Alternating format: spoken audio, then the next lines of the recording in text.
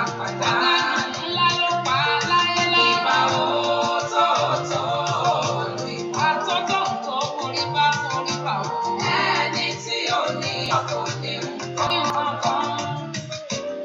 Ẹni tí ò ní ọ kò ní nǹkan. Kéèmà ní pẹ̀rẹ̀ lábọ́. Ẹni tí ò ní ọ kò ní nǹkan. Kò ní kíni kan láwọn. Ẹni tí ò ní ọ kò ní nǹkan. Ó tó fún ní lọ́rùn. Ẹni tí ò ní ọ kò ní nǹkan. Ó dá òkun, ó dá ọ̀sà. Alára tó fomi ṣe ọ̀ṣọ́. Ìwọ tó mọ bí ẹja gbàdódò. Májẹ̀mú tó buyọ̀ dá òkun. Yanrìn àtẹ̀ká ayé. Ọ̀dà òkun kò bìrì mú. Ọ̀gá ìmọ̀lẹ̀ o. Ojú ọ̀run onílẹ̀ fún ọ. Ó gbé bí méjèèjì ra ìrìn àjò. Ohun ẹ̀dá gbànú ẹ̀dá wáyé. Ibi ẹ̀mí gbà lọ́ọ́ bá ẹnìkan ò mọ̀. Àjùlọ ẹni tí ò wá ọ kò lè mọ̀ nǹkan. Ẹni tí ò wá ẹ o. Ẹni tí ò ní ọ kò ní nǹkan kan. Kò rí nǹkan kan o. Ẹni tí ò ní ọ kò ní nǹkan. Afọ́jú san tó nítọ̀hún lọ́rùn gbà. Ẹni tí ò ní ọ kò ní nǹkan. Kò ní nǹkan kan o. Ẹni tí ò ní ọ kò ní nǹkan. Májẹ̀mú aláìlẹ́ẹ̀pín ló jẹ́. Ìjìnlẹ̀ aláìlẹ́ẹ̀tú. Ìràwọ̀ ń yọ láláyé ló ń bẹ̀. Òṣùpá ṣàtọ̀ tó bá dalẹ̀ ní o. Ibi gbogbo náà ti bí rí. Bẹ́ẹ̀ ni òjò ló faradà oòrùn sáyé. Bẹ́ẹ̀ ni o. Ó ṣojo ó tún ṣọ̀dá ẹ̀ mọ́. Bẹ́ẹ̀ ṣe kan bí ọyẹ́ ó tún ṣòro tutù. Bẹ́ẹ̀ ni o. Ìrànwọ́ igbó wọn lọ súwà. Bẹ́ẹ̀ ni ewéko ewébẹ̀ igi ìyẹn ò ṣe é ṣàwárí kan. Ẹni tí òrìṣà ẹ̀ kò rí nǹkan. Ẹni tí òrìṣà ẹ̀ kò rí nǹkan. Ẹni tí òrìṣà ẹ̀ kò rí nǹkan. Ọ̀dà kò ríra ẹ̀ pa á bẹ́ẹ̀ ni. Ẹni tí òrìṣà ẹ̀ kò rí nǹkan kan o. Ẹni tí òrìṣà ẹ̀ kò rí nǹkan kan.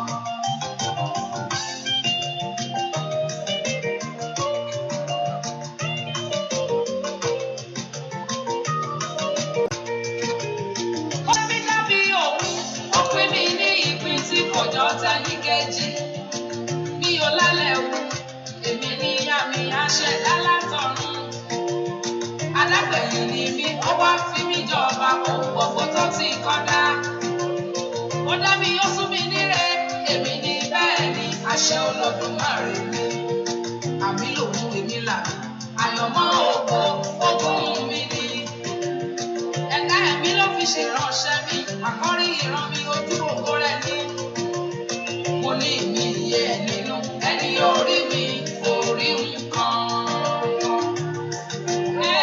Ẹni tí orí mi kò rí nǹkan. Ẹni tí orí mi òrìṣà Ọlọ́run. Ẹni tí orí mi kà kò rí nǹkan. Ẹni tí orí mi kò rí nǹkan.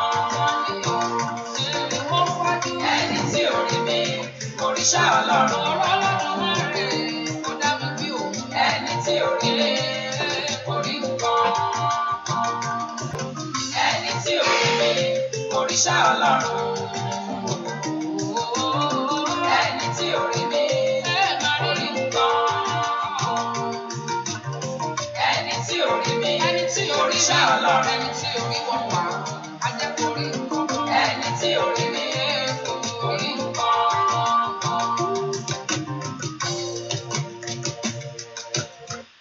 Hallelujah. Firstly, the server, our server issue. That's why, so that's why you don't really see me coming. Lord, God will bless you and increase you for good things. Ọlọ́run tó pọ̀ nípa tagbára gbé ọ̀gá fún orí ọ̀fẹ́ tó fún wa yìí. Àyìn lógo fún wa agbára ìwọ Jésù lórí ayé wa. àgbẹ̀ ọ̀gá fún agbára rẹ̀, àgbẹ̀ fún ògo rẹ̀, àgbẹ̀ fún ẹwà rẹ̀. Ẹni mọ̀ Ísírẹ́lì gbọ́pẹ́. Olúwa gbà yín, Olúwa gbọ́pẹ́, Olúwa gbà yín fún iṣẹ́ rẹ̀ lónìí, fún ohun tó ti ṣe nínú ayé wa, fún ohun tó wàá ṣe lónìí nínú ayé wa, nínú ayé ẹnìkankan. Ẹni mọ̀ Ísírẹ́lì gba ọpẹ́. Jésù, Olúwa gba ọpẹ́, Olúwa gbà yín, Olúwa gbé ọ̀gá fọwọ́ agbára ńlá èyí tí Ọlọ́run yóò nà jáde lọ́wọ́lọ́wọ́. Olúwa gbé ọ̀gá fọwọ́ agbára ńlá èyí tí ó fi bú jáde nínú ayé ẹnìkankan. Ẹni mọ̀ Ísírẹ́lì gba ọpẹ́, Olúwa gbà yín. Ìwọ Jésù tó lágbára lórí ohun gbogbo, agbójú wa sókè sí ìwọ Ọlọ́run lónìí, sọ agbára rẹ di mímọ̀. Agbójú wa sókè sí ìwọ Ọlọ́run, Olúwa sọ agbára rẹ di mímọ̀. Agbójú wa sókè sí ìwọ Ọlọ́run, Olúwa sọ agbára rẹ di mímọ̀. Ìyanu kò fara Jésù bú jáde, a ó sì yìn ọ́ lógo. Jésù Olúwa wa, àmín, àmín, àmín lórúkọ Jésù. Bọ́lọ́run jẹ́ ká bẹ̀rẹ̀ sí dúpẹ́ lọ́wọ́ Ọlọ́run yìí. Just begin to thank the Lord right now. Jẹ́ ká bẹ̀rẹ̀ sí gbé Ọlọ́run ga fún oore ọ̀fẹ́ tó fún wa. I want us to lift our voice before God. Bẹ́ẹ̀ ká dúpẹ́ fún oore ọ̀fẹ́ lẹ́ẹ̀kan sí. Ògbà tí ẹ̀ wá síwájú Ọlọ́run, anytime tí ẹ̀ wá síwájú rẹ̀, we only receive the grace. Oore ọ̀fẹ́ ńlá ni. Oore ọ̀fẹ́ ńlá ló wá wa rí. Ọlọ́run lágbára jù yẹn lọ. Bẹ́ẹ̀ ni Ọlọ́run sì jù yẹn lọ, kò sí nǹkan tí yẹn lè ṣe fún. Ó ṣe kò ṣe, Ọlọ́run ni ó jẹ́, torí pé yóò fi jẹ́. Kò sẹ́ni tó dìbò fún tó fi pa, àfi wọlá àdẹ̀ fi ẹ́ joyè. Kò sí bàbá ẹni náà. Oore ọ̀fẹ́ ni láti mọ̀ ọ́n. Ẹ ká dúpẹ́ fún oore ọ̀fẹ́ tá a rí gbà. Olúwa mà ṣeun, Olúwa mà ṣeun, olùgbàlà mà ṣeun. Ẹni mọ̀ Ísírẹ́lì ò ṣeun. Fẹ́ kó gbé Ọlọ́run ga láti inú ọkàn rẹ ni. I want you to lift your voice before God and celebrate the grace that has given to you. Ká dúpẹ́ fún oore ọ̀fẹ́ ńlá. Èyí tó wáyé rẹ rí, tó wáyé mi rí. Oore ọ̀fẹ́ tó wá ọmọ rí, tó wọ́kọ rí, èyí tó wáyá rí. The grace of God's love. Oore ọ̀fẹ́ Ọlọ́run ní gbogbo ọ̀nà. Ẹ ká dúpẹ́ lọ́wọ́ Jésù. Jésù mo gbé ọ̀gá fún oore ọ̀fẹ́. Dúpẹ́. Maya kata laba shunto perusate. Gbé Ọlọ́run ga fún oore ọ̀fẹ́ yìí. Bẹ́ẹ̀ kò yin Ọlọ́run lógo fún oore ọ̀fẹ́.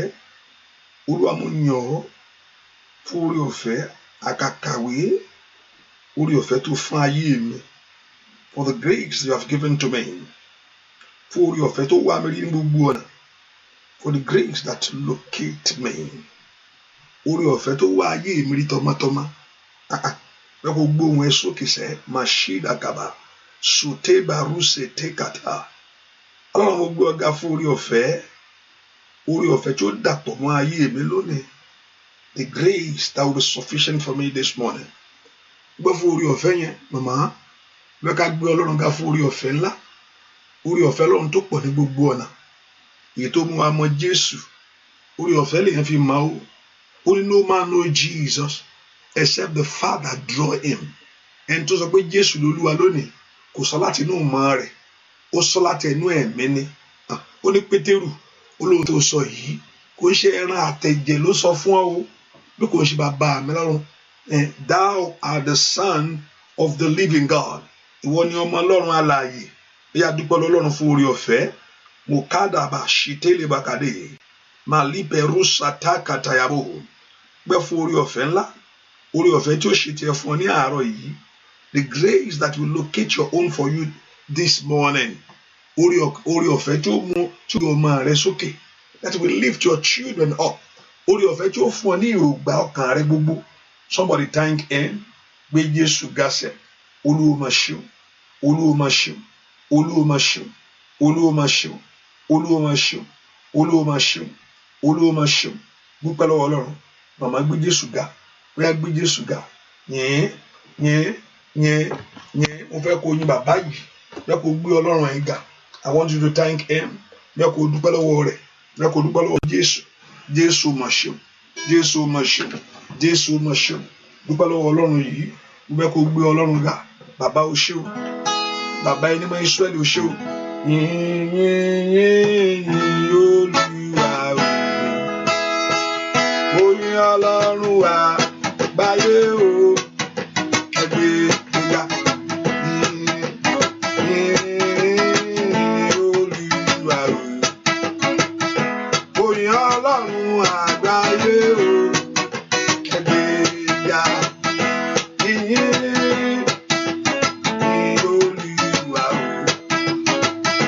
Ọlọ́run wa dáyé o, ẹgbẹ́ óyá óyá yìí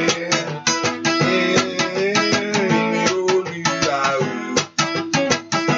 Oyin Ọlọ́run wa dáyé o, ẹgbẹ́ óyá dúpẹ́ oníyìn ní àtòbí. Oyin Ọlọ́run wa dáyé o, óyá dúpẹ́ lọ́wọ́ rẹ̀ sẹ́. Olúwa o, oyin Ọlọ́run wa káyé o, ẹgbẹ́ ga oníyìn Olúwa o, bàbá oyin Ọlọ́run wa káyé o, ó yá dúpẹ́ lọ́wọ́ kábíyèsí. Olúwa o, oyin Ọlọ́run wa káyé o, ẹgbẹ́ kábíyèsí oníyìn Olúwa o. Oyin Ọlọ́run wa káyé o, ẹgbẹ́ bàbá mi máa yìn Olúwa o.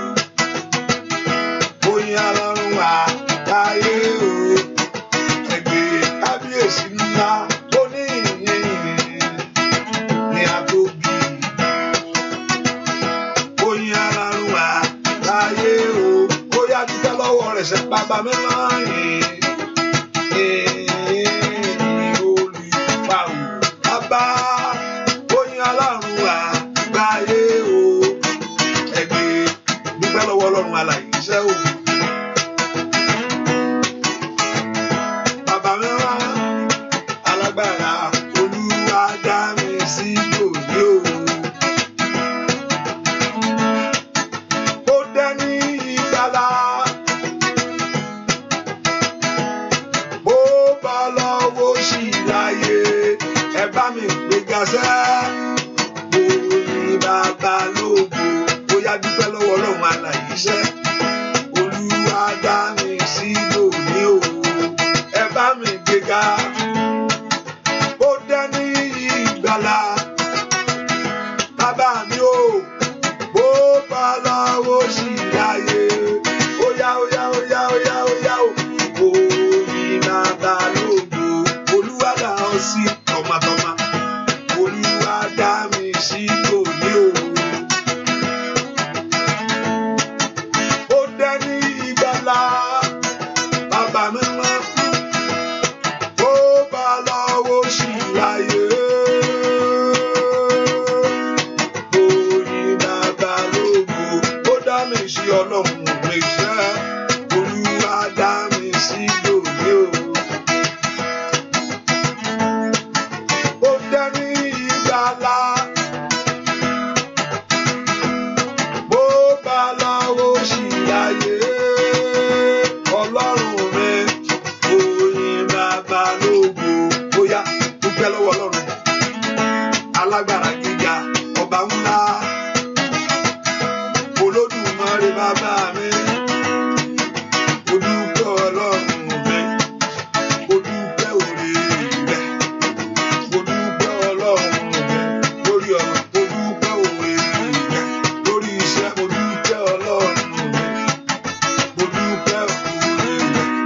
Bàbá ẹ ti ṣe fún mi o, onífẹ́ jùlọ ẹ máa ṣe. Bàbá ẹ ti ṣe fún mi o, onífẹ́ jùlọ ẹ máa ṣe. Ó yá dúpẹ́ lọ́wọ́ Ọlọ́run. Bàbá ẹ ti ṣe fún mi o, lórí iṣẹ́ mi,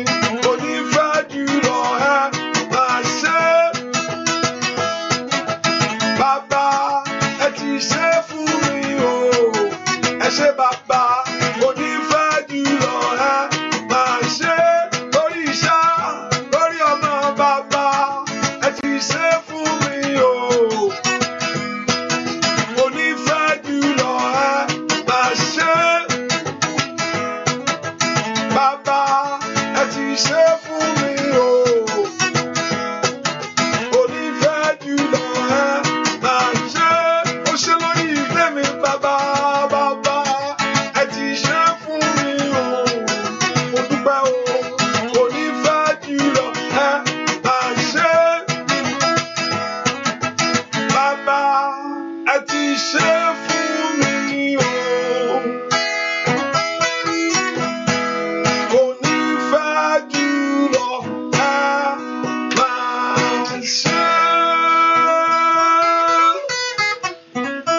Dúpẹ́ lọ́wọ́ Ọlọ́run tó pọ̀ nípa tagbára. Jésù ṣé o. Dúpẹ́ lọ́wọ́ Ọlọ́run. Jésù mà ṣé o, Jésù ṣé o.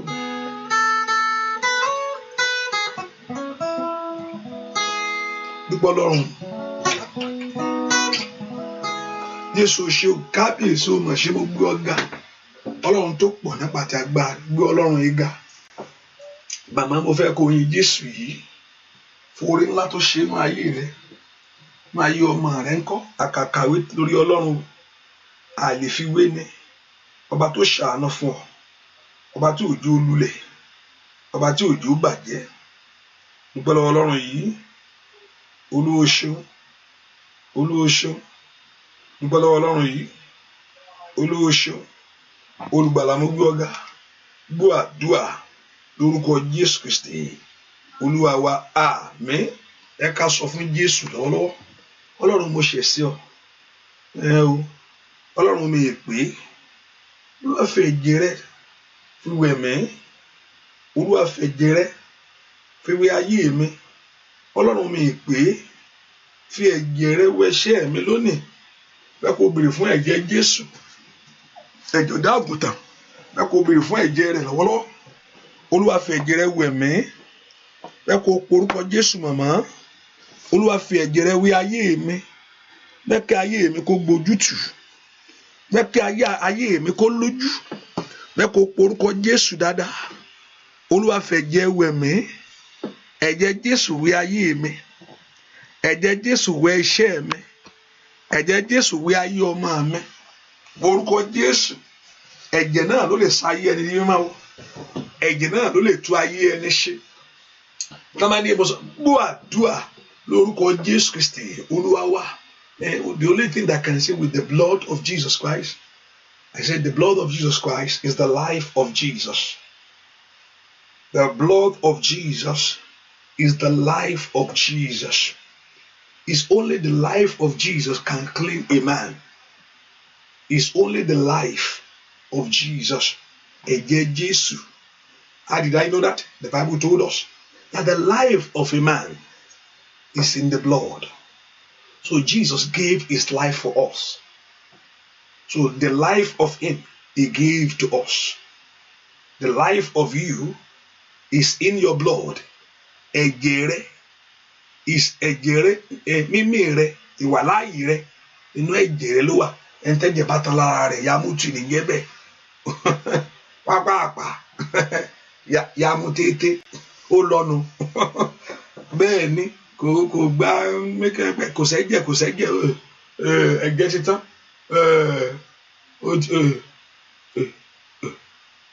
Pápápá. So the life of Jesus Christ is what you are calling for, because it's only that his life. By his life, he gave his life for you.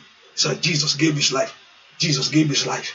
Ofi ejere. I mean, it's the life of him. Olofua. And through his life, we receive the righteousness of God. Nípa ẹ̀jẹ̀ yìí, nípa oore of ayé rẹ̀ tó fún wa, we receive the righteous. Now God look at us as a righteous person. Kò sẹ́ni tó ń tó bẹ́ẹ̀. Ẹ̀rọ nígbà Jésù kú lórí àgbélébù. Bíi ti pé ìpele tẹ́ḿpìlì ó sì fàya. Ó fàya dàbí kò sẹ́ni tó ẹ̀kan lọ́dún ni kò sẹ́ni tó gbọ́dọ̀ wọbẹ̀. Àfẹn tó fẹ́ gba pọ́npọ́ sórí. Ẹni tó tí ò tún cleaning ní ìsìn àwọ̀ church gangan oríṣiríṣi la fi ń wọ ṣọ́ọ̀ṣì. Night club you enter. Láti orí obìnrin you enter. Anywhere you enter. láti ilé babaláwo gan ìgbé wọlé bẹ́ẹ̀ ni ta ló tó bẹ́ẹ̀ tí o bá ń ṣe oore ọ̀fẹ́ Jésù yìí tàrí gbà. We are in time of grace, but we don't take the grace for granted. Ẹ ká pọ̀ orúkọ Jésù, ẹ̀jẹ̀ Jésù ó yá wí ayé mi, màkàlì pàórí ṣáìdà. Ẹ̀jẹ̀ Jésù wí ayé mi, kùbàkùsà tó bẹ̀rù sàtà. Ẹ̀jẹ̀ Jésù wí ọkàn mi lónìí. Let the blood of Jesus saturate me. Ó yá wẹ̀ mí ní àwẹ̀ mọ́. Wí ọkàn mi, wí ayé mi ní àwẹ̀ mọ́. Kabaruso dobarusatayaba. Leperuso toperusate. Ẹ̀jẹ̀ Jésù fọ̀ mí ní àwẹ̀ mọ́. Tú ọkàn mi yìí ṣe. Ìkàdélé boko perusa ìdíyà. Tú ọkàn yìí tú ṣe. Wó mi palẹ̀ kó o tú mi mọ́. Inda yakaso tubero. Ó yá wá sọ mí di tiẹ̀ bàbá. Sọ ayé mi di tiẹ̀. Sọ ayé ọmọ mi di. Ó yá màmá ń bolo wa. Orúkọ Jésù. Orúkọ Jésù. Ọba tó pọ̀ nípa ti agbára. Olúwa sọ mí di tiẹ̀. Olúwa sọ mí di tiẹ̀. Mi gbọ́. Olúwa sọ mí di tiẹ̀. Ó yá. Jésù sọ mí di tiẹ̀. Ma inda kapasaida. Kùdàkùdà kabawusate. Ó yá já gbàdúrà. Olúwa sọ mí di tiẹ̀. Ma ilé rende keperu sete. Olúwa sọ ayé mi di tiẹ̀. Ó yá. Olúwa sọ mí di tiẹ̀. Orúkọ Jésù dáadáa. Olúwa sọ mí di tiẹ̀. Ó yá tú mi ṣe. Tú ayé mi ṣe. Tú mi ṣe. Tú ayé ọmọ mi ṣe. Tú mi ṣe. Tú iṣẹ́ mi ṣe. Sọ mí di tiẹ̀ bàbá. Ó yá orúkọ Jésù. Olúwa sọ mí di tiẹ̀. Tú mi ṣe Ọlọ́run. Tú mi ṣe lónìí. Tú ọkàn mi yìí ṣe. Tú ayé mi yìí ṣe. Tú iṣẹ́ mi yìí ṣe. Tú ọ̀nà mi ṣe. Gbọ́ àdúrà lórúkọ Jésù Kristi. Olúwa wá ẹ orúkọ Jésù. Gbogbo ìwà tí ò ń ṣe ti Ọlọ́run tó wà lọ́wọ́ mi. Olúwa gbà sọnù. Ohun tí Jésù ń bọ̀ láti wá fi ṣe èèyàn ni. Kíákíá kéèyàn ti ra jùlẹ̀. Ohun tí Jésù wá fẹ́ fi hàn. Gbà Jésù bá dé. Ó fẹ́ fi ṣe ọwọ́ èèyàn ni. Àìwọ́kẹ̀ ṣe ọwọ́ rẹ̀ rí. Gbogbo ohun tó wà lọ́wọ́ mi tí ò ń ṣe ti Ọlọ́run. Olúwa gbà sọnù. Olúwa gbà sọnù. Ẹ kó orúkọ Jésù. With everything that is not of you in my life. Ìtì ń bẹnu ayé mi ìjà ìbínú ni. Àìnífẹ̀ẹ́ ọmọnìkejì ni. Àìdáríjì ọmọnìkejì ni. Ẹ̀ṣẹ̀ ni. Àgbèrè ni. Ohunkóhun tó bá lè jẹ́. Ní orúkọ Jésù. Ìtì ń bẹ ní ọwọ́ mi bàbá. Ẹnu Ísírẹ́lì. Ó yá gbà sọnù. Gbà lọ́wọ́ ọmọ mi. Gbà nú ayé mi. Ó yá ọmọ Ọlọ́run lánàá kó gbàdúrà. Orúkọ Jésù. Orúkọ Jésù. Orúkọ Jésù. Ohun tí ń bẹ lọ́wọ́ mi bàbá. Èyí tí ò ń ṣe ti ìwọ Ọlọ́run. Olúwa gbà sọnù. Ó yá. Orúkọ Jésù. Gbà sọnù. Kàtàbí àkúṣàtà yẹgàbà. Orúkọ Jésù dáadáa. Ohun tí ń bẹ lọ́wọ́ mi. With everything that's in my life. With everything that's in me. Tí ò ń ṣe ti ìwọ Jésù. Irọ́ pípa. Ó lè sọ̀rọ̀ sọ́nù àpáàdì o. Ó kéré jùmọ̀ ẹ mo fi cover up ni. Lámbà kàtàkàtà. Mọ̀ṣíńdà yìí wà kó tẹ̀kẹ̀lẹ̀ wá. Ó yá gbàdúrà. Olúwa gbà sọnù. Olúwa gbà sọnù. Olúwa gbà sọnù. Ohun tí ń bẹ lọ́wọ́ mi tí ò ń ṣe ti ìwọ Jésù. Gbọ́ àdúrà lórúkọ Jésù Kristi. Olúwa wá báyẹn lè ṣe lè ṣe. Mo ní èyàn ò lè ṣe fún ara rẹ̀. You can't do it. Kò sí bó ṣe lè ṣe. Ìjọ tó ti ń pe ẹ̀mí ní ṣe lè mọ́. Ẹ̀ tún bá ara rẹ̀ ń bẹ̀ ni. Gbèrè fún ẹ̀mí mímọ́. Eléyìí tó ṣe pinnu pé ó ṣe ò lè ṣe. Ẹ̀mí mímọ́ wá. Ẹ̀mí mímọ́ wá jọba. Ẹ̀mí mímọ́ ẹ̀mí ayọ̀. Ẹ̀mí mímọ́ wá jọba. Ẹ̀mí mímọ́ wá. Ẹ̀mí mímọ́ wá jọba. Ẹ̀mí mímọ́ ẹ̀mí ayọ̀. Ẹ̀mí mímọ́ wá jọba. Óyá. Ẹ̀mí mímọ́ wá jọba. Ẹ̀mí mímọ́ ẹ̀mí ayọ̀. Ẹ̀mí mímọ́ wá. Óyá nínú ayé mi. Ẹ̀mí mímọ́ wá. Ẹ̀mí mímọ́ wá jọba. Ẹ̀mí mímọ́ ẹ̀mí ayọ̀. Ẹ̀mí mímọ́ wá. Óyá lórí iṣẹ́. Ẹ̀mí mímọ́ wá. Óyá. Ẹ̀mí mímọ́ wá kábíyèsí. Ẹ̀mí mímọ́ ẹ̀mí ayọ̀. Ẹ̀mí mímọ́ wá. Óyá. Bàbá. Ẹ̀mí mímọ́ wá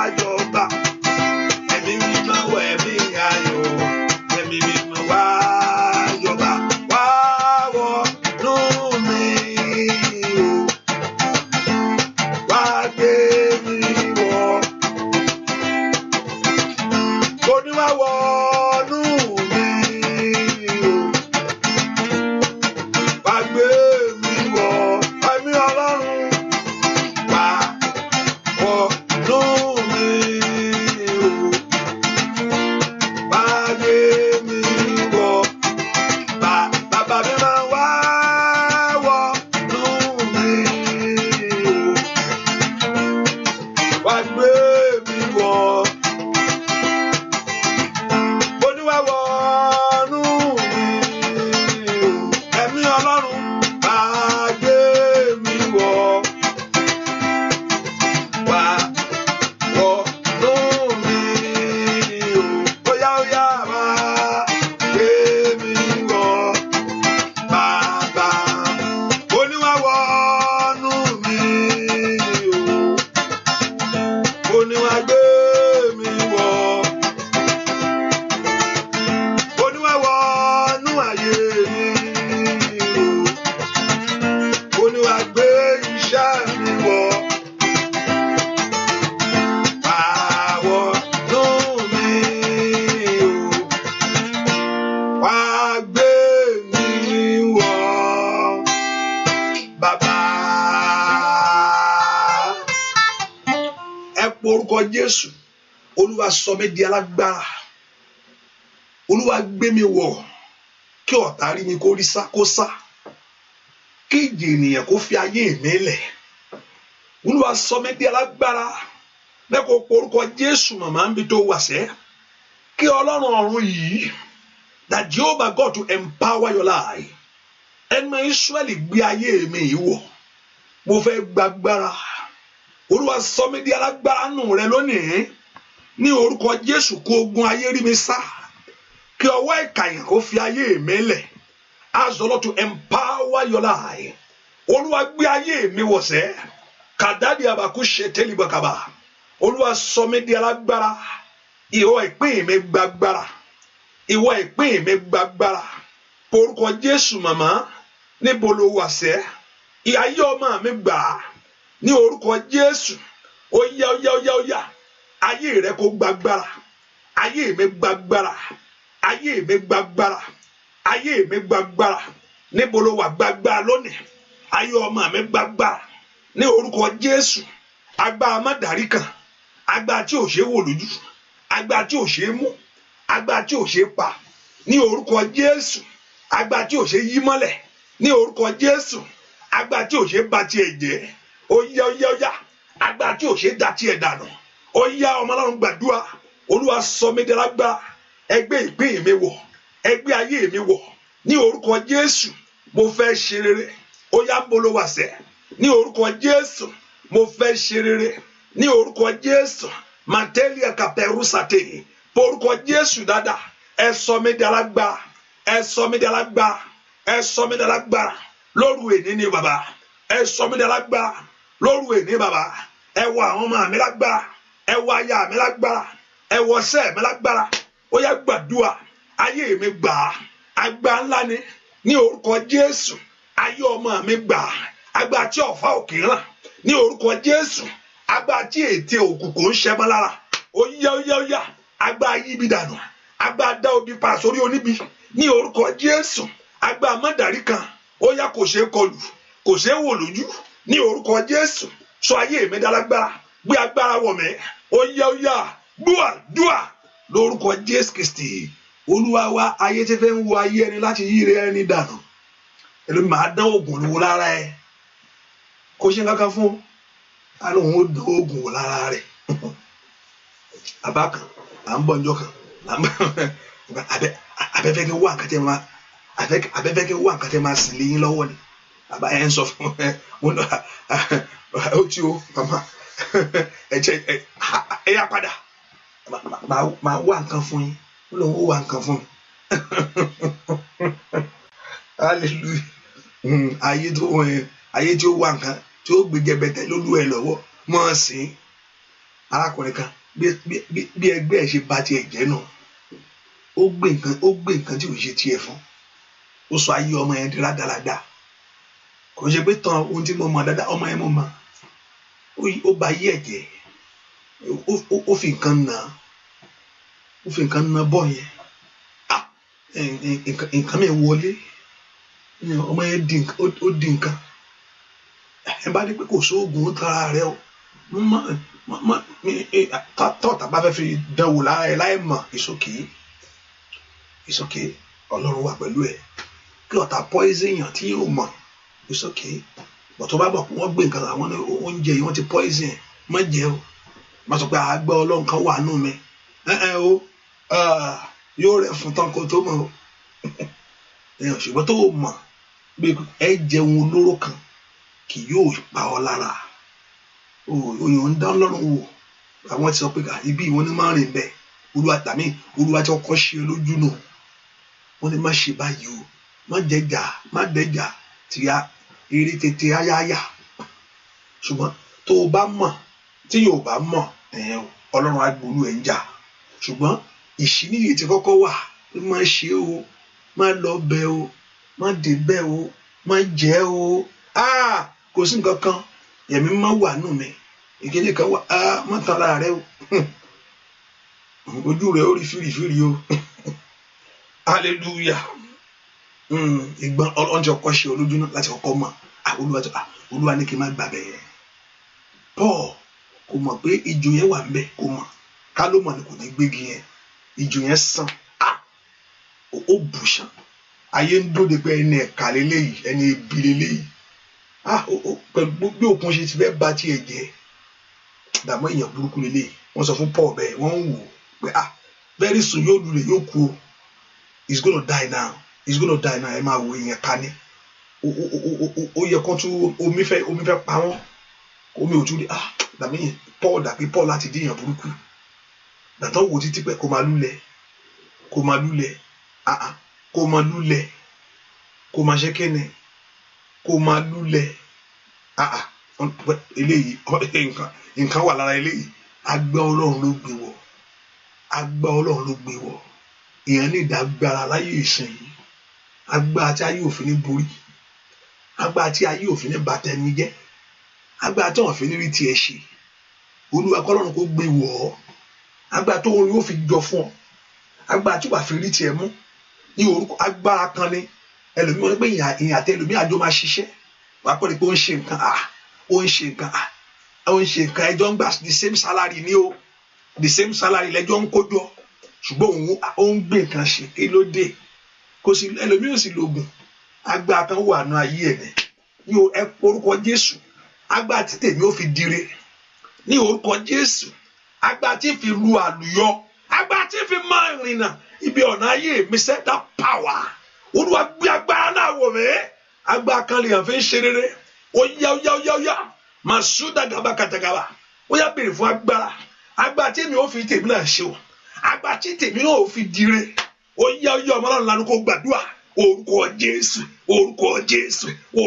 Jésù agbára tí tèmi ó fi dire agbára tí èmi náà ó fi rí tèmi gbà níbo ló wà màmá ó yá agbára tí ó fi dáa fún mi láyé anda yàgà pàṣátà bẹ̀rù sòtó bẹ̀rù sèté ó yá agbára tí àwọn ọmọ mi ó fi yanjú agbára tí àwọn ọmọ mi ó fi yanjú ní orúkọ Jésù agbára tí iṣẹ́ mi ó fi gòkè ó yá olúwa gbé wọ̀ mí gbọ́ àdúrà lórúkọ Jésù Kristi olúwa ájò ò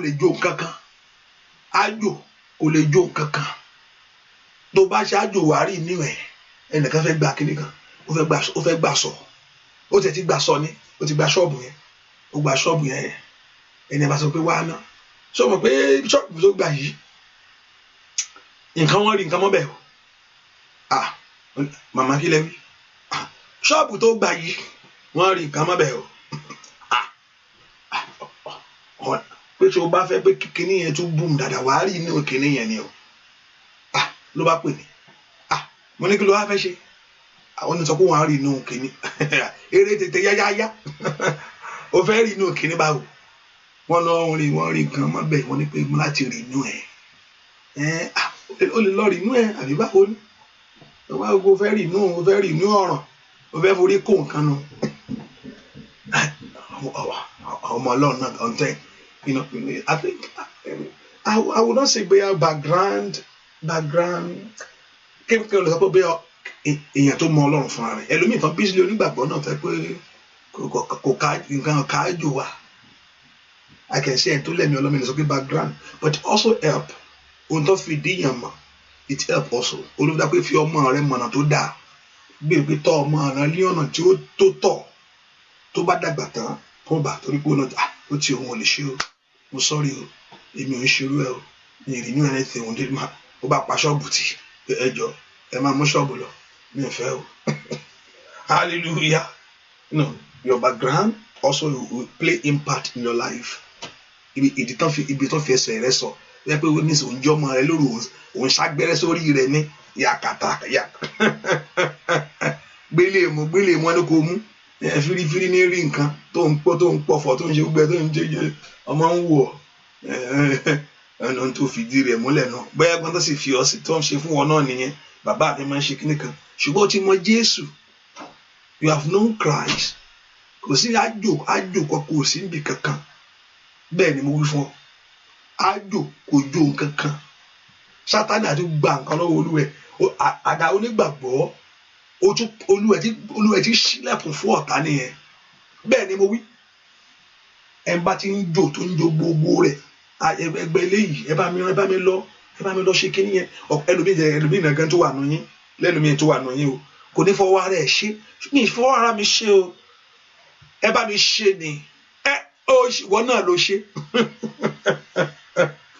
bẹ́ẹ̀ ni mo wí ìwọ náà ló ṣe gẹ́gẹ́ wọ́n ní kí wá àwọn bàbá kan ní kí wọ́n á ṣe kíní kan má kàn fún yín lówó ẹ̀ èmi ò ń ṣe ṣùgbọ́n máa fún yín lówó ẹ̀ owó yà ti jáde lápò ara rẹ̀ ìwọ náà ó ti tẹ orí sínú oríṣiríṣi gbogbo ẹni tẹ máa sórí àgbẹ̀ oríṣiríṣi ní gbogbo yín aláàárọ̀ yín lọ́wọ́ hallelujah bẹ́ẹ̀ ni oríṣiríṣi ní ẹlòmíràn àgbẹ̀ lóyún ni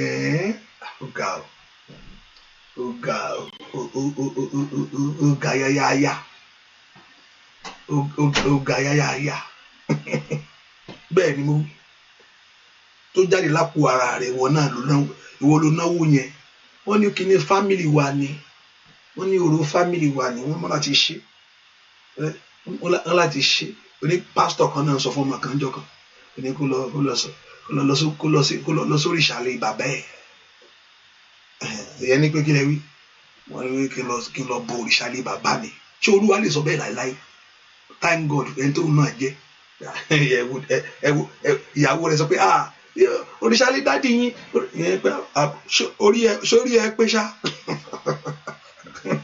ìyàwó rẹ̀ ti ń sọ pé òrìṣàlẹ̀ dádì yín náà òrìṣàlẹ̀ dádì yín yẹn náà ṣó wà òkè pásítọ̀ ní kí n lọ bọ òrìṣàlẹ̀ bàbá àti òun lẹ́nu ẹ̀ wọ́n tún ní kí n tọ̀ irú gbàgbọ́ wo lẹ́yìn ní ẹni tí mo mọ̀ dáadáa tó wà kó ń gbọ́ gbogbo ẹ̀ mọ̀ ń wò wọ́n hallelujah ó ní kí n lọ bọ òrìṣàlẹ̀ bàbá òun Olúwa sọ bẹ́ẹ̀ fún ọ tí Olúwa nu ẹni tí ò sì mọ̀ kan àìmọ̀kan ẹlòmíì kíákíá ni ó lọ níbo ló ti jábọ́ pásítọ̀ ló sọ fún mi pásítọ̀ ló ní pé òrìṣàlẹ̀ bàbá mi ni ẹnìkan náà bí pásítọ̀ kan ṣe ṣì lọ́nà nìyẹn pásítọ̀ yẹn máa jìyà ẹ̀ ó sọ pé kó padà pé ẹ̀sìn bàbá ẹ̀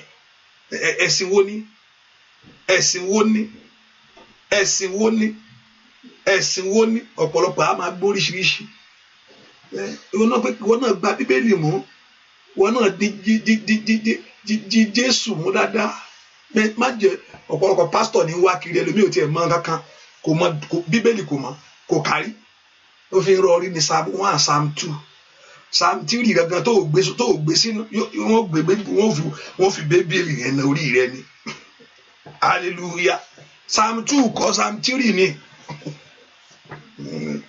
kó gbénú èèyàn ní bẹ́ẹ̀ ni mo sọ kí ọ̀rọ̀ yẹn gbénú kí èèyàn mọ tó jẹ́ ni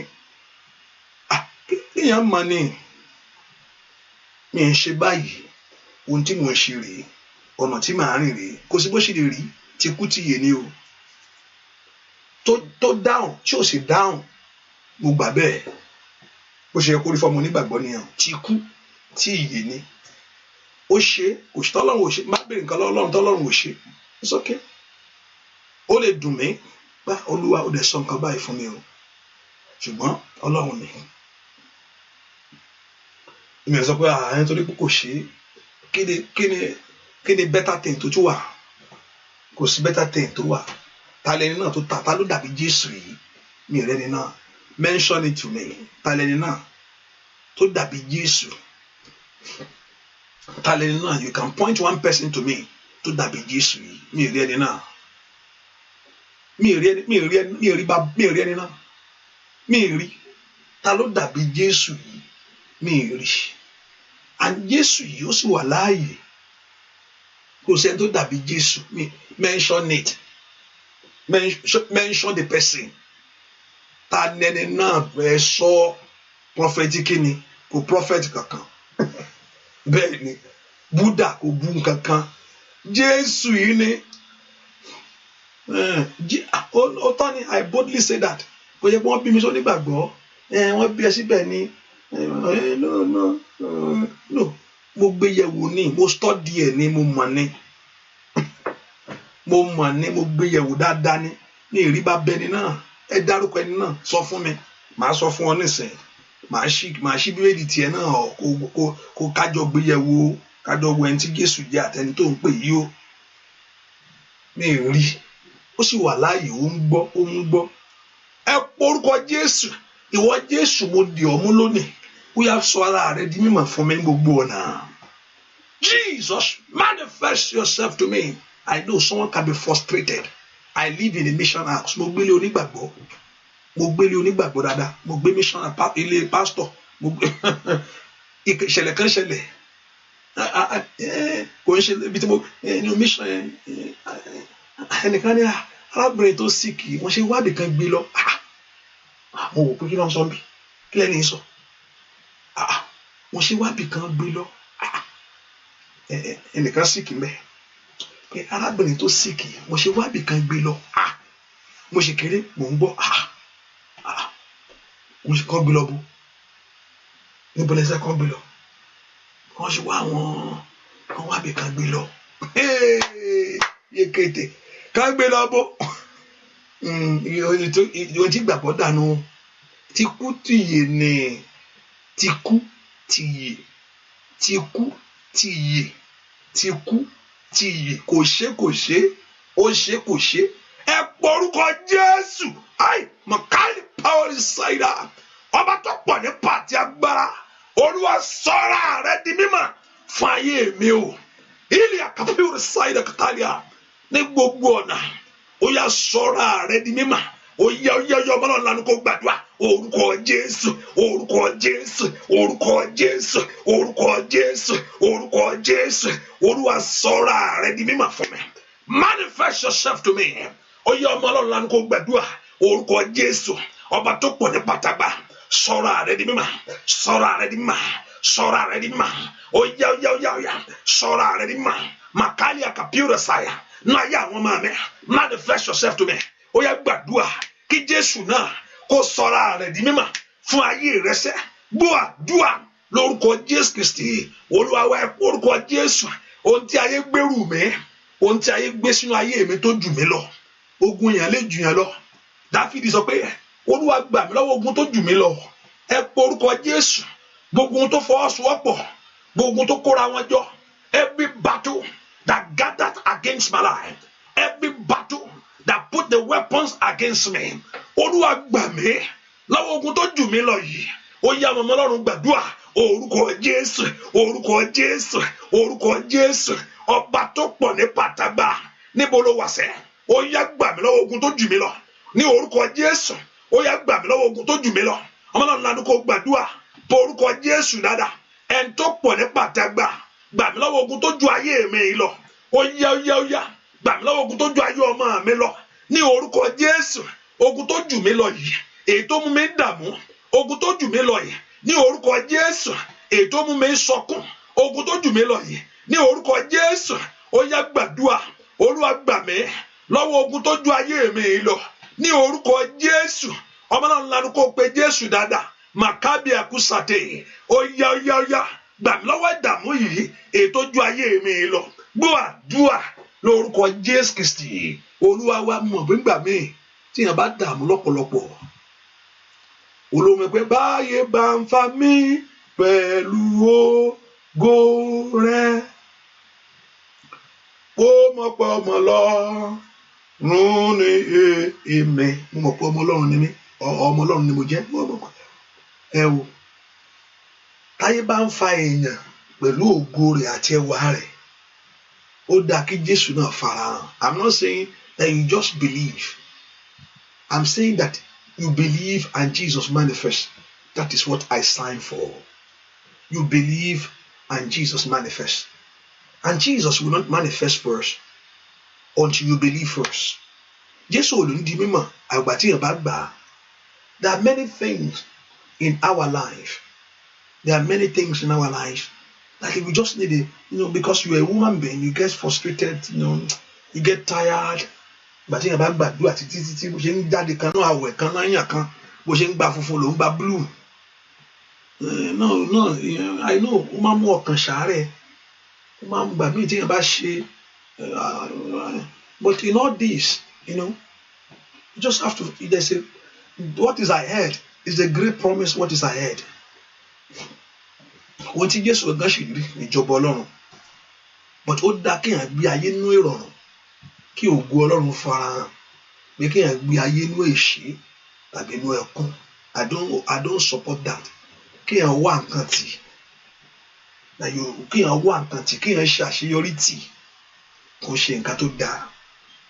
Every frustration in your life today, every frustration in your home today, gbogbo tó jẹ́ kí ìyanu Ọlọ́run farahàn nínú ayé yín lónìí kó parẹ́ pàwátá. Àmín.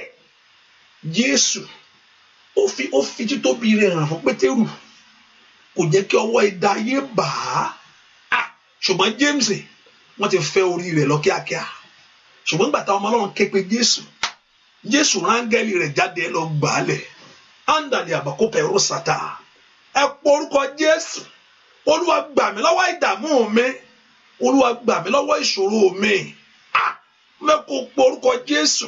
Lọ́wọ́ ohun tó mú mi sọkún yìí. Lọ́wọ́ ohun tó mú mi banújẹ́. Lọ́wọ́ ohun tó mú mi sọkún. Lọ́wọ́ ohun tó mú mi banújẹ́. Olúwa gbà mí. Olúwa gbà mí. Olúwa gbà mí. Olúwa gbà mí. Olúwa gbà mí. Ó yá lanu kó gbàdúrà. Orúkọ Jésù, orúkọ Jésù, orúkọ Jésù, ọba tó pọ̀ ní pàtàgbà. Lọ́wọ́ tó mú mi sọkún. Lọ́wọ́ tó mú mi banújẹ́. Ẹni máa Ísírẹ́lì gbà mí. Kàdí àkúsà tẹ́kẹ̀tẹ̀kẹ̀tẹ̀. Ó yá lanu kó pe Jésù dáadáa. Ohun tó mú mi banújẹ́ yìí o. Ohun tó mú mi sọkún yìí. Ó yá gbà mí. Ó yá. Ayé ò gbúdọ̀ kẹ́gàn mi. Ayé ò gbúdọ̀ yọ̀ mí. Màní bàsáìdà. Pẹ̀rú sàtẹ́kẹ̀ pẹ̀rù yá. Ó yá gbàdúrà ní orúkọ Jésù. Lọ́wọ́ ohun tó mú mi banújẹ́. Lọ́wọ́ ohun tó mú mi sọkún. Ó yá lọ́mọ Ọlọ́run lánàá kó gbàdúrà. Gbà mí, gbà mí, gbà mí, gbà mí, gbà mí, gbà mí, gbà mí, gbà mí, gbà mí, bàbá, gbà mí, bàbá, gbà mí, bàbá, gbà mí, bàbá, gbà mí. Ó yá gbà mí lóru ìdí. Gbọ́ máa mi, gbọ́ máa mi, gbọ́ máa mi. Ó yá. Àní gba ọmọ mi ní orúkọ Jésù. Gba ọmọ mi. Ohun tó mú mi sọkún. Ohun tó mú mi banújẹ́. Olúwa gbà mí. Ọba náà lanu kó gbàdúrà pé Jésù dáadáa. Olúwa gbà mí lọ́wọ́ ohun tó mú mi sọkún. Lọ́wọ́ ohun tó mú mi banújẹ́. Ẹ̀yin ọmọ Ísírẹ́lì ẹ gbà mí lónìí. Ẹ gbà mí tọmọtọmọ. Ẹ gbà mí tọmọtọmọ. Ẹ gbà mí tọmọtọmọ. Ẹ gbà mí tọkọtọkọ. Ẹ gbà mí tayátayá. Ohun tó mú mi sọkún. Ohun tó mú mi banújẹ́. Ohun tó mú mi ké ní orúkọ Jésù. Gbà mí. Ohun tí ayé ń sọ. Olúwa gbà mí. Ohun tó mú mi banújẹ́. Olúwa gbà mí. Orúkọ Jésù lóru ènìní. Gbà mí tilétilé. Gbà mí lọ́wọ́ ohun tó mú mi banújẹ́. That Lord should deliver you. Somebody lift your voice to pray. Àní Olúwa gbà mí lọ́wọ́ ohun tó mú mi banújẹ́. Ní orúkọ Jésù. Olúwa ohun tó mú mi banújẹ́. Dúà. Makali power insider. In Jesus' name we pray. Mokola agbọ́n. Hallelujah. Agbọ́n. Àìgbọ́n coconut. Coconut.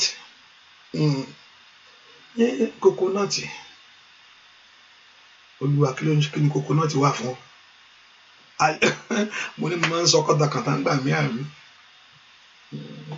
It's okay. pásítọ̀ yẹn kí ló máa ń sọ lẹ́kọ̀ọ̀kan yẹn náà ẹ pe orúkọ Jésù. Olúwa ọ̀nà àrà ló mi fi wọnú àgbọn, Olúwa fi ọ̀nà àrà ṣe tèmi fún mi. Olúwa fi ọ̀nà àrà ni ọmọ máa fi ń dé inú, ọ̀nà àrà ni ọmọ máa fi ń dé inú. Ó ṣe kọ́ ló bó ṣe mọ̀ ṣe kọ́ kí ló ṣe ọ̀nà àrà ló fi ń wọ bẹ̀ láì bẹ́ pé òyìn máa ṣe ni kò sẹ́ni tó gbogbo yẹn á máa bímọ ní gbogbo kò sẹ́ni tó gbọ́dọ̀ láàkà. Ọ̀nà àrà ọlọ́run ọ̀nà àrà máa fi ń dé inú o. Ẹgbẹ́ dádì wa mọ́mí wa dádì yín bò hallelujah. Ọlọ́run ló ń fún yàn láìpẹ́ ẹlòmíì tàbí kò láì wáyé pé bẹ́ẹ̀ ẹ̀yìn á máa kò sẹ́ni tó ṣe tán kó bí ló ń jẹ́ bẹ́ẹ̀. Ọ̀nà àrà ni kò yéèyàn àkàrà ayé kẹ́kẹ́kẹ́ nù iṣẹ́ ọwọ́ rẹ yọ hallelujah. Bẹ́ẹ̀ ni iṣẹ́ ọwọ́ rẹ yọ nù. Ọ̀nà àrà ní fi ń débẹ̀ ẹ pe orúkọ Jésù. Ọ̀nà àrà ni omi fi ń wọnú àgbọn, ọ̀nà àrà ni ọmọ fi ń dé inú. Olúwa fi ọ̀nà àrà ṣe tèmi fún mi. Ọ̀nà mi má jò yí ọ̀tá mi mọ́, adé ọ̀nà ẹni má jò ọ̀nà mi má jò yí mọ́. Ire tí ń bọ̀ fún o, ire kan tí ń bọ̀ o.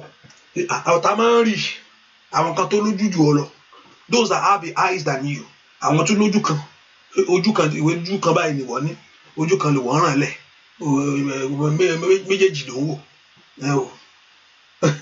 Tani wọ́n rántí arákùnrin kan ṣé bàbá ẹlẹ́ran ní Nàìjíríà ń gbà yẹn a ní balùbalù ń tàfin kó mo rò pé rántí bàbá kan báyìí tó ń tẹ̀lé ICC gbà kan wọ́n gbà tí ICC ti fẹ́ wá bá Egypt tí Egypt wá bẹ́ ICC gbà ní Nàìjíríà náà bàbá ẹlẹ́ran yẹn ní balùbalù tàfin o balùbalù kò bá nǹkan kan gbà tí Egypt tá kó nábò wọn láti lọ ṣògùn wọn ti lọ ṣe kankan wọn ni ICC àna Egypt pa kí ni jẹ́ bẹ́ẹ̀ ànàmọ́lé balùbalù tàfí ò wọ́ọ̀kì àfi gangan ríran hallelujah.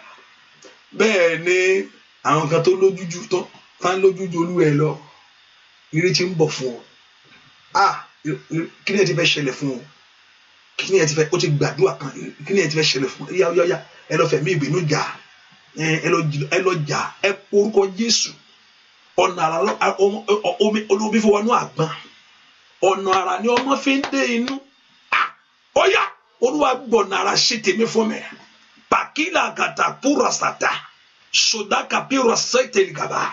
Olúwa gbọ̀nà àrà ilẹ̀ kàṣàìdà manda yaba kó ṣáàdé bá kó pẹ̀rù kàdáyé máa sílẹ̀ kàndálé bá kó pẹ̀rù sàtàlíà máa yídà kàtàlí kó tó pẹ̀rù sọ̀tọ̀ ríyà bá kó ṣáàdé bá kó takabáyà. Olúwa gbọ̀nà àrà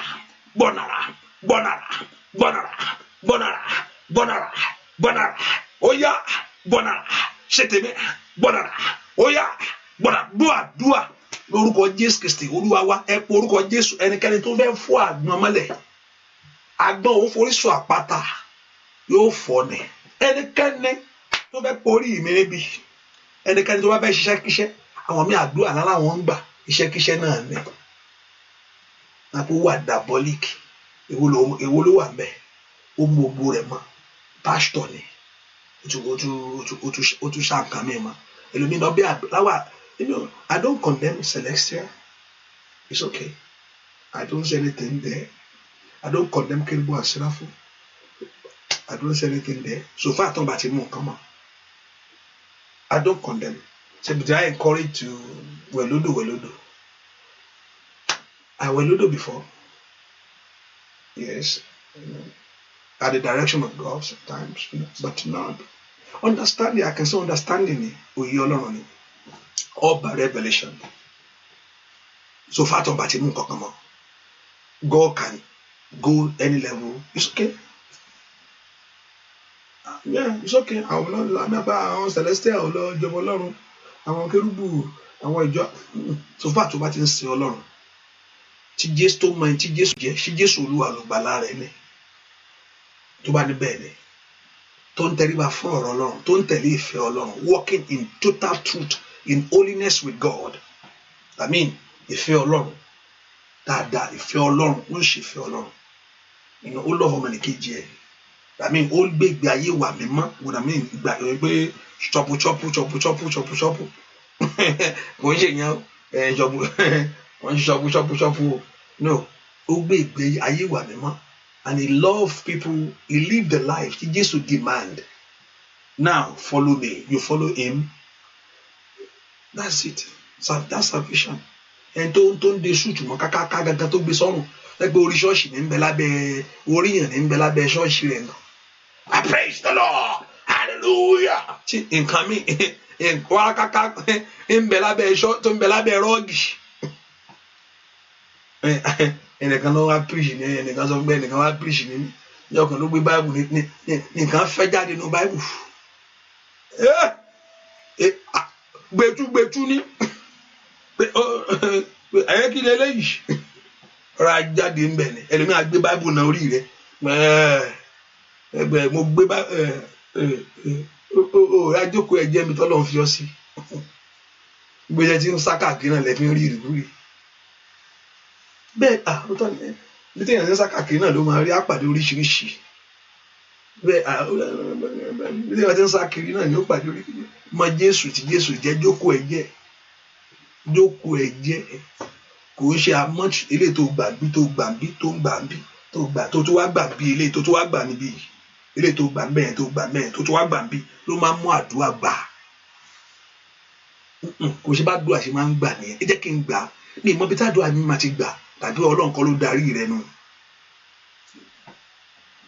ẹ̀yìn onígbàgbọ́ tó wà pé ní ìmọ̀ bí tádùá mi máa ti gbà Ọlọ́run kọ́ ló darí ẹ̀ ó ń sá kiri ní jẹ́ bẹ́ẹ̀. Ọlọ́run ló máa ń darí yàn jókòó kó darí rẹ Olúwa níbo ló fẹ́ kí n lọ Olúwa níbo ló fẹ́ kí n wá from one church to another ní mọ̀ bí tó gún máa ti ṣẹ́ ó kàn ń sá kiri ní ìsáàsá ni ọ́ hallelujah. So báwo mo ṣe débi tí mo dé mo rántí so by revelation you walk. So I don't condemn this. So far they live the life that please the Lord. Ohun tí Ọlọ́run fi lú kálukú lọ́wọ́ yàtọ̀. Bẹ́ẹ̀ ni, ohun tí Ọlọ́run fi lú kálukú yàtọ̀. So you just have to walk. But God can give you more level. The more you want to walk with Him, He reveals Himself to you. God can only reveal Himself to your revelation of your understanding. God can only reveal a revelation to you in your understanding. He will not go beyond what you don't know. If you want to go deeper in Him, you study the Word of God. You get into fellowship with Him. He reveals more. I've not made matter. I can go deeper in God. There are many things I'm doing that I can take you further by revelation. Hallelujah. You walk by revelation with God. Hallelujah. You walk by revelation with God. Ẹ porúkọ Jésù. Ẹnikẹ́ni tó fẹ́ gbàdúrà òdì lórí ayé mi. Ẹni tó bá forí sọ àpáta. Bàtí bàkú ṣàtàkàtà. Àgbọn tó bá forí sọ àpáta ń fọ́ ni o. Ẹnikẹ́ni tó fẹ́ gbàdúrà òdì nítorí ayé mi lónìí. Bọ́ọ̀bì àkúṣàdá bàkú ṣàtà. Olúwa kọlù iṣẹ́kíṣẹ́ rẹ̀ lórí mi kó bàjẹ́. Ó yẹ ọmọ Ọlọ́run lánàá kó gbàdúrà orúkọ Jésù. Gbà tó bá yá yí ọ ohun tí mo sọ yẹn àìlè àkàtà àìlè kàpá ìrìsẹ̀dá ẹnikẹ́ni tó fẹ́ ṣẹ́kíṣẹ́ lórí mi o ní orúkọ Jésù gbogbo iṣẹ́ rẹ̀ kó bàjẹ́ kó bàjẹ́ kó bàjẹ́ kó bàjẹ́ kó bàjẹ́ kó bàjẹ́ kó bàjẹ́ kó bàjẹ́ ẹnikẹ́ni tó fẹ́ gbàdúrà òdì lórí mi àdúrà náà ló fẹ́ gbà ó yá àdúrà rẹ̀ Olúwa yí dànù mo ní ẹnikẹ́ni tó fẹ́ gbàdúrà òdì lórí ayé mi lórí ayé ọmọ mi ní orúkọ Jésù màtárí àgàbà bàṣẹ náà jẹ Olúwa yí dànù gbọ́ àdúrà lórúkọ Jésù Kristi Olúwa wa àdúrà méjì máa ṣorí ọ̀fẹ́ is 1 hour now.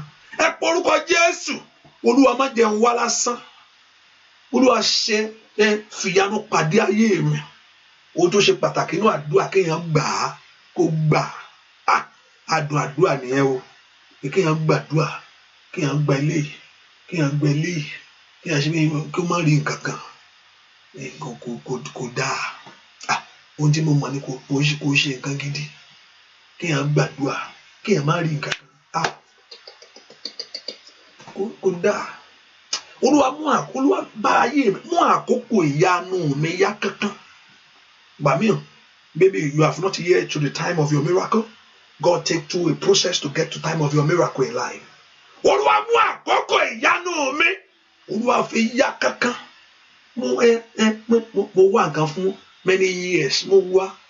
Gbàtọ́ Ọlọ́run máa dá sí lọ́wọ́ kan ni. Fọkàn ẹ balẹ̀. Èmi Olúwa. Ó sì ṣe ju nǹkan tí mo wá lọ.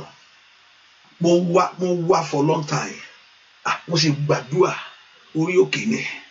Àwẹ̀ ni. Ó yẹ tún níṣẹ́ lórí òkè. Olúwa dá mi lọ. Olúwa ṣe. Olúwa yanjú ẹ̀. Bàbá yanjú ẹ̀. Yanjú kìíní. Ṣùgbọ́n gbà tí àkókò yẹn dé. Olúwa dá sí. Wẹ́rẹ́kẹ́tẹ́ ni. Ó ṣe báyìí ni. Ẹ fọ orúkọ Jésù. Olúwa mú àkókò ìyanu mi yá kankan. Ìyanu mi ṣẹlẹ̀. Má jẹ́ n wá lásán. Má jẹ́ n wá lásán bàbá.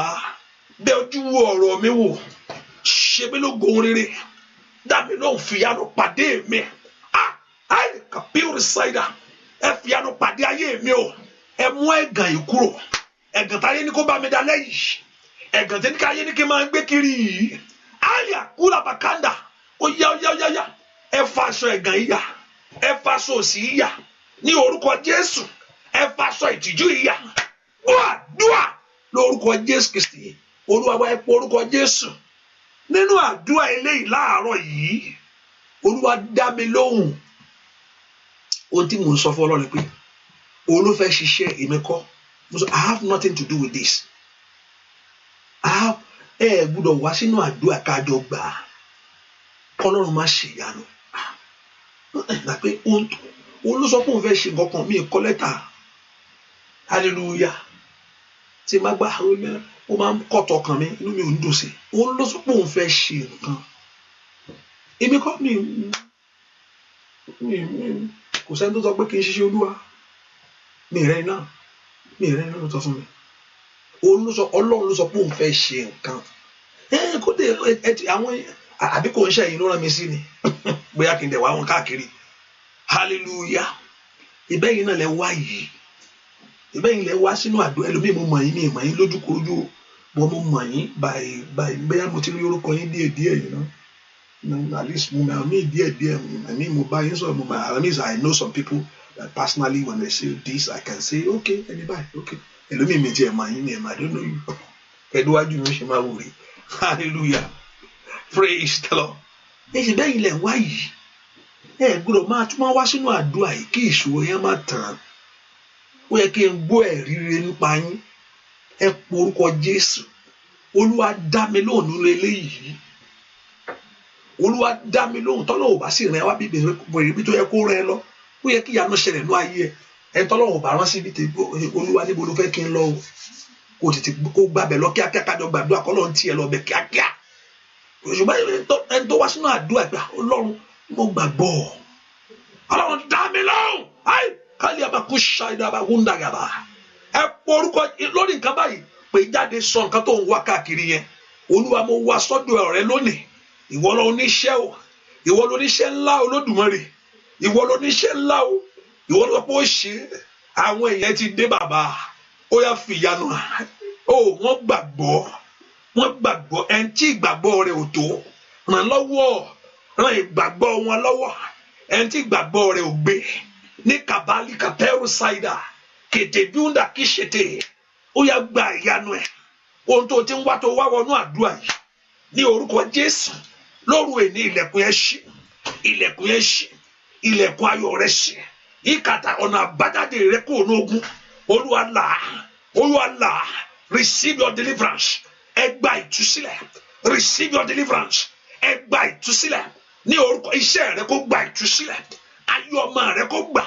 Ọ̀nà rẹ̀ kó gbà. Ní orúkọ Jésù. Ó yẹ rí ìyanu.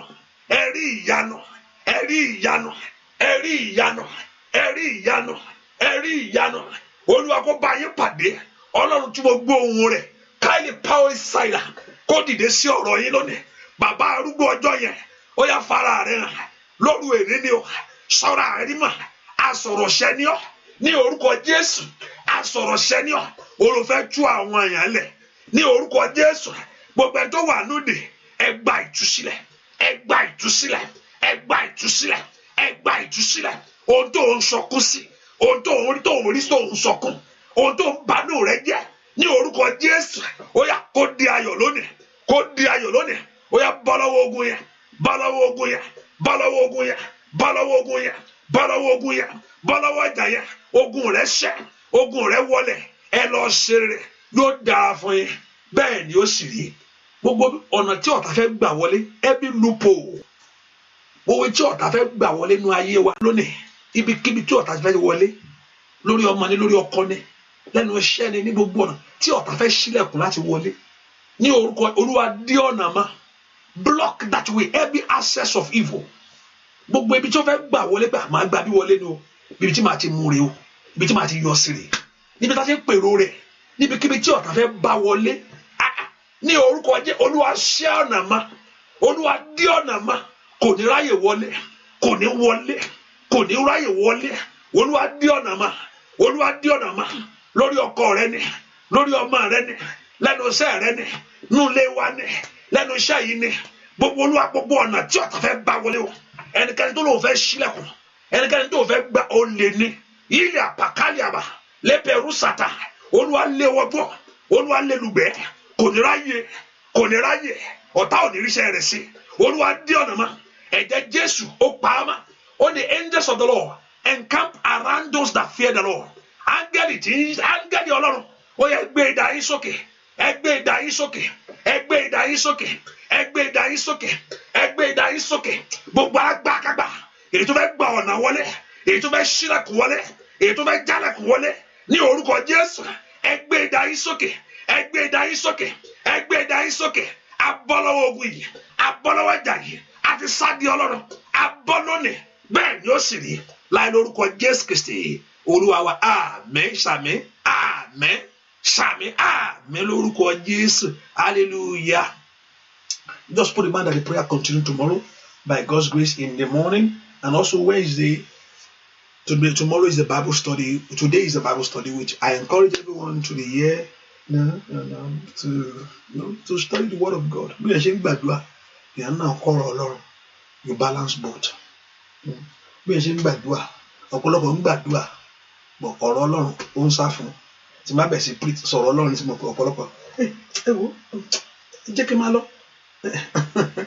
ọ̀pọ̀lọpọ̀ abẹ́sẹ̀ à ń gọ̀ bí pé àdúrà ẹ̀ gan ni ẹlòmíì ní ọ̀rọ̀ Ọlọ́run ìyanu máa ń ṣẹlẹ̀ ojú àlà iyè á sọ bẹ́ẹ̀ ni tí má sọ pé let's begin to preach now ọ̀pọ̀lọpọ̀ à ń gọ̀ kí ló ń sọ yẹn wọ́n wàásù lọ́wọ́ ni ọ̀pọ̀lọpọ̀ ń bá wàásù lọ́wọ́ bẹ́ẹ̀ ló máa jáde ní ṣọ́ọ̀ṣì Jésù gbà tó borí ogun rẹ̀ kò fàdúrà borí ogun ó ṣe parí àwẹ̀ tán ni Sátánì yọ sí gẹ́gẹ́ ní í ṣe ọ́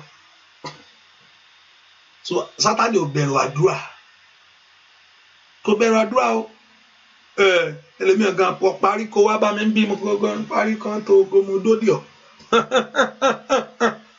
kò bẹ̀rù àdúrà ohun tó bẹ̀rù nàrọ̀ Ọlọ́run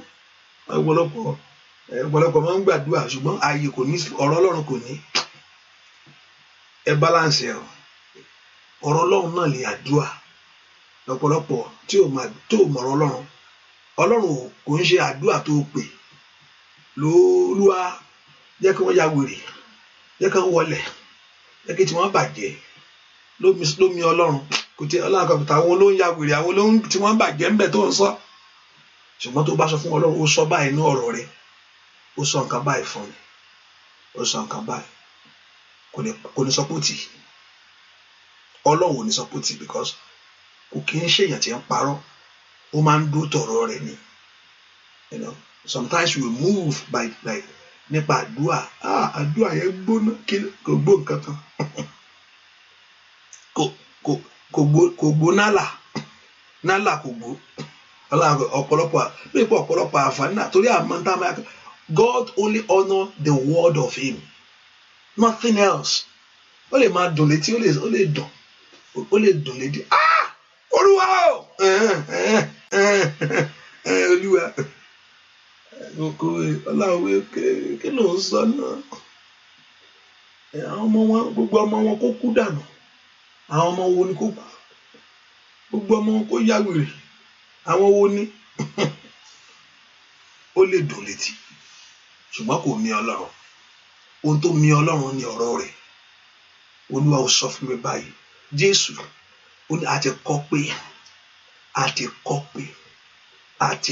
pé tí ò máa ń sọ ó tọ́nu àti kọ́ pé àti sọ báyìí so you give yourself to the more of the word of God and that's it. Not one prayer. Study. Bíbélì yẹ kó wò gbọ́ ọ̀rọ̀ Ọlọ́run listen gbé tèpù méjì kó gbọ́ wàásù hallelujah listen to the word of God hallelujah listen get more understanding of God and the Lord you I'm not saying this for because I want pastor ebe ko wa Bible study ma no I'm telling you the truth that's the truth ọ̀rọ̀ Ọlọ́run ọ̀pọ̀lọpọ̀ máa ń gbàdúrà much gbọ́ ọjọ́ mélòó tí ẹjọ́ kòkòrò àti àgbọ̀ kòrò simple kòkòrò àti àgbọ̀ Ọlọ́run I listen just for àkọ́gbọ́ Ọlọ́run just listen to preaching I have some pastors I listen to I can recommend to you I listen to Jack Graham, Charles Sterling. There are many pastors I can give you. Yourself, Dr. Matt yourself. There are many people that you can listen to and you just what about listen to Baba Oyedepo too. There are many people that you can listen to. That you can that you light your spirit, you get understanding. I listen. Just refresh your spirit with the word of God. And also look at it, get the book, read. That's it. It's not about Olúwa power, Olúwa fawangi. The Lord God will help you. See you in the morning. God bless you. Thank you for being here. Ẹ̀yin tẹ́ share ẹ lórúkọ Jésù. K'Ọlọ́run kó gbàdúrà fún yín. Ọwọ́ Ọlọ́run kó kàn yín. Ẹ rà àánú gbà. Ọwọ́ Ọlọ́run kó kàn yín. Ẹ rà àánú gbà. Oore ọ̀fẹ́ kó dájú fún yín bẹ́ẹ̀ ni ó sì rí Jésù Olúwa wa àmín lórúkọ Jésù. Thank you for coming, thank you for being here. God bless you. Bye bye.